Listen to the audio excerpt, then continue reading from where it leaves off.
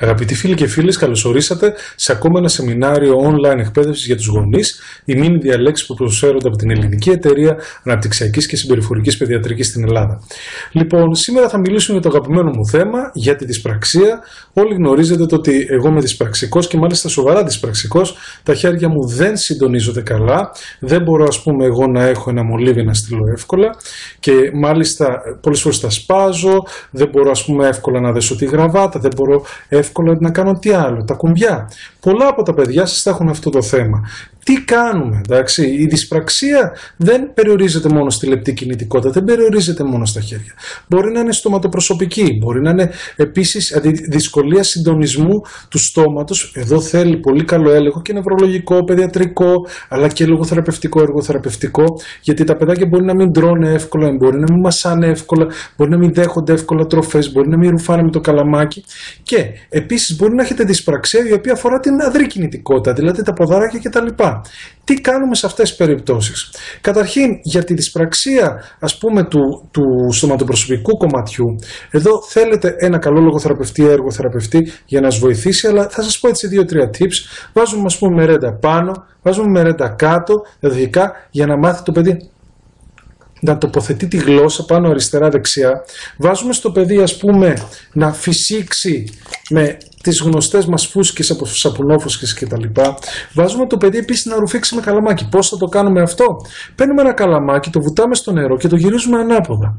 Ή το αγαπημένο μου, παίρνουμε ένα καλαμάκι, το βουτάμε στο μέλι ή στη μαρμελάδα και το βάζουμε το παιδί να πιπιλήσει. Το καλαμάκι με το νερό απλά πρέπει σταδιακά να το σπρώχνετε εσείς κατά πάνω για να μπορέσει το παιδί να ρουφήξει. Το καλαμάκι με το μέλι είναι πιο εύκολο γιατί θα κάνει αυτόματα την κίνηση. Και θέλει και πολλές φορές ένα μασαζάκι μέσα με είτε ειδικά θέματα ή ειδικές βουρτσούλες από τους λογοθεραπευτές. Υπάρχουν ειδικές τεχνικές για αυτά. Αλλά γενικότερα αυτό από πότε μπορούμε να το υποψιαστούμε? Από τον καιρό του θυλασμού. Γιατί το παιδάκι δεν θα θυλάζει καλά πάνω στη θηλαία άλλο, πάνω στο στήθος, δεν θα το νιώθει η μαμά πάρα πολύ καλά. Και ο παιδίατρος με το αντανακλαστικό του θυλασμού δεν θα νιώθει γύρω από το δάχτυλό του αρκετή πίεση.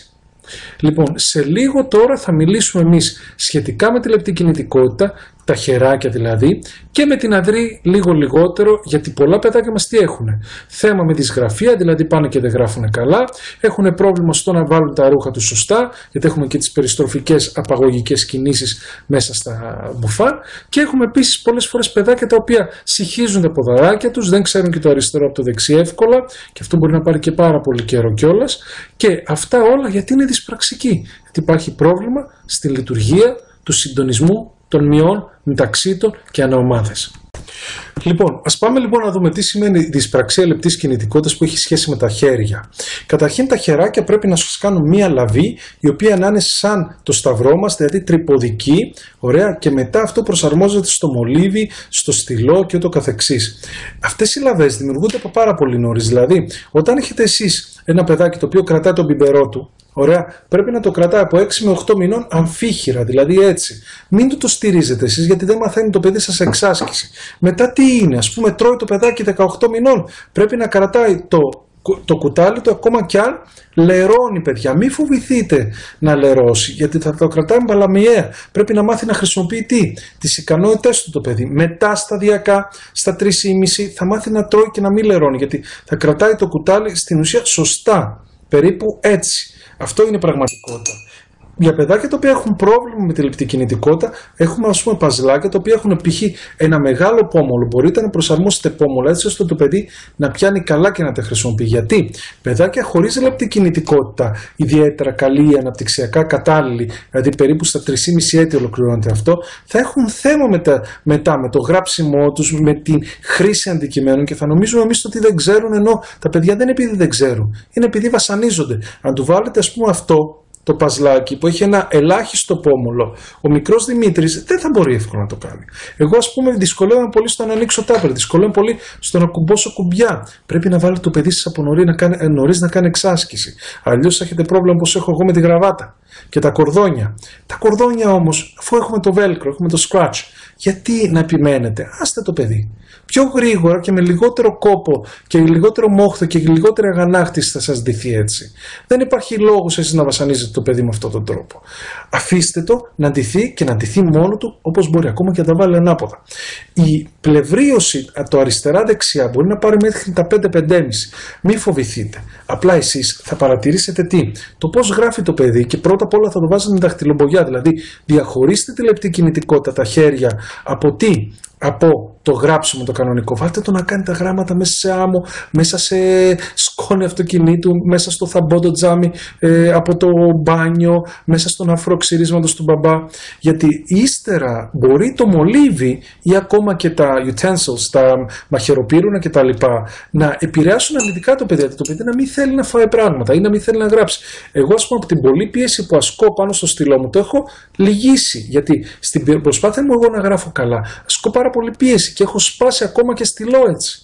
Φανταστείτε ένα παιδάκι, πώς θα το δείτε αυτό? Θα πάρετε τα τετράδια του, θα δείτε ότι από την πίσω μεριά είναι ανάγλυφα και το παιδί πιέζει. Σταδιακά μπορεί να τα κάνει πιο μικρά και πιο αχνά όμως. Ωραία, αυτό σημαίνει ότι το παιδί σας σταδιακά μπορεί να κάνει οικονομία γραπτού λόγου, γιατί βασανίζεται να γράφει.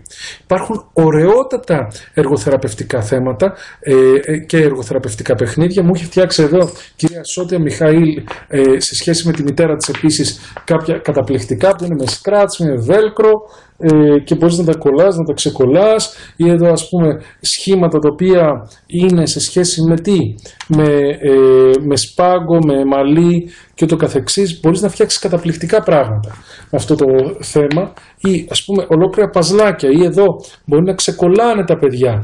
Ωραία, τώρα βρήκαμε άνθρωπο εγώ να ξεκολλήσει, ας πούμε, το βλέπετε? Δεν είναι εκπληκτικό? Να κολλάει, να ξεκολλάει, να κουμπώνει, να ξεκουμπώνει. Ή εδώ με την παπαδίτσα, με τα μικρά τα velcro.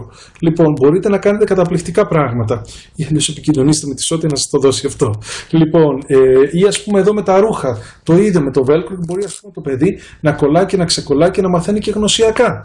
Λοιπόν, τι γίνεται περαιτέρω? Έχουμε επίσης ας πούμε ένα παιδάκι ας πούμε μπορεί να μην περπατάει καλά. Θα το βάλετε στην παραλία, θα το βάλετε στο ανισοϊψές, πάνω στα βότσαλα. Πότε να είναι έτσι, πότε να είναι έτσι η κλίση. Μην το βοηθάτε πάρα πολύ και μην φοβάστε. Τα παιδάκια δεν πέφτουν εύκολα. Πέφτουν μόνο παιδάκια τα οποία έχουν νευρολογικά προβλήματα, τα οποία είναι ανασφαλή. Δώστε τους λίγο την ευκαιρία έτσι να δοκιμάσουν. Μην φοβηθείτε τις λάσπες. Βάλτε τα μέσα στις λάσπες, μέσα στην άμμο. Δεν πειράζει, καθαρίζετε. Γι' αυτό υπάρχουν τα πλυντήρια. Βάλτε τους ας πούμε να σας απλώσουν τα ρούχα με το μανταλάκι για να μπορέσουν να κάνουν εξάσκηση, τη λεπτή κινητικότητα, την κίνηση λαβής. Υπάρχουν χιλιάδες πράγματα μέσα από την καθημερινότητά σας. Δεν χρειάζεται να καταφεύγετε σε ιδιαίτερα θέματα. Βάλτε τους ας πούμε να σας κουμπώσουν τα πουκάμισα που σιδερώνετε. Θα το ευχαριστηθούν κιόλας γιατί προσφέρουν. Έχει απίστευτα πράγματα που μπορείτε να κάνετε. Βάλτε τους να σας βάλουν τις φακές μέσα σε ένα μπουκάλι και ούτω καθεξής. Δηλαδή μην αφήσετε απλά τα παιδιά σας έτσι. Μην τα προστατεύσετε τόσο πολύ έτσι ώστε να τα κρατήσετε πίσω. Η δυσπραξία δεν είναι πρόβλημα. Πάντα όμως πρέπει να συμβουλεύεστε τον γιατρό, τον παιδίατρο, τον νευροαναπτυξιολόγο σας και τον εργοθεραπευτή σας. Γιατί πολλές φορές μπορεί να κρύβει σε κάποιες σπάνιες περιπτώσεις κάποια θέματα τα οποία είναι πολύ σοβαρά και επιδεινούμενα. Παρόλα αυτά όμως η πλειονότητα των παιδιών απλά θα έχει μια δυσγραφία. Και αυτό μπορεί να φανεί και με τα γράμματα και θα παρατηρήσετε ότι η δυσγραφία είναι και στην ορθογραφία όταν είναι δυσπραξικού τύπου, αλλά και πότε άλλοτε και στην αντιγραφή. Ενώ η δυσλεξικού τύπου δυσγραφία είναι κυρίως στην ορθογραφία και όχι τόσο στην αντιγραφή, γιατί έχει οδηγό. Λοιπόν, σας αφήνω τώρα, σας ευχαριστώ για την προσοχή σας. Πάντα κάντε έλεγχο στο παιδί σας, μην ξεχάσετε και τον οφθαλμολογικό έλεγχο επιπλέον και μην ξεχνάτε να χαμογελάτε παιδιά, γιατί η ζωή είναι μεταδοτική.